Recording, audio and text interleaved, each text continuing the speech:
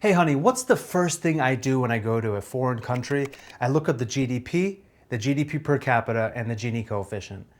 This is probably why I travel alone a lot. The GDP is a total receipt for everything that country has done that year financially, largely. It means everything made, everything bought, all investments, government investments, and it means imports and exports. Just imports, no exports?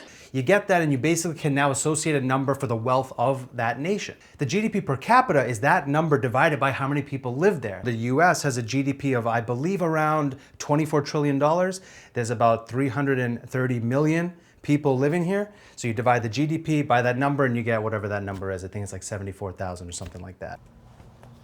Hey honey, clearly I haven't updated my records in a while. It is $29 trillion US GDP and $86,000 per capita.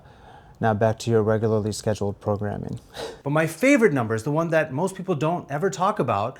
It's called the Gini coefficient. What that measures is how much wealth inequality there is in that nation. Let's take a look at this graph. This is called the Lorenz curve. Say you have a country that made $100 that year. That's the $100 is now the GDP.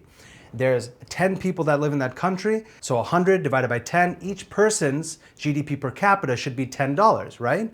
But that's not how it goes often. Maybe one person has $99 and the other 9 have $1. That's an extremely wealth unequal area, right? So the Lorenz curve will show a sharp curve that says that this is a really high Gini coefficient. Wealth is not evenly distributed at all.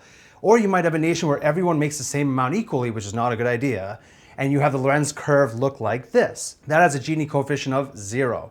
For a healthy nation, we like a number about 0.31 to 0.45, and how you do that math is you take this area of A divided by A plus B, and you get the Gini coefficient. Now, before anyone says it, well, these numbers don't measure that much. Yes, I know. But if I get your height, weight, and your blood pressure, I probably know a good bit about your health already, right? So it's a good place to start when you're trying to measure a nation out. Usually I can tell what it's going to be like when I land in a place based on these three numbers, especially the Gini coefficient. So that's your economics lesson of the day. This was one of my majors in university. It's not the discipline I wanted to go in selfishly, but I felt like it could help the most people. It's just a large part of our lives, economics is. But it's not my personal passion, if you know what I mean.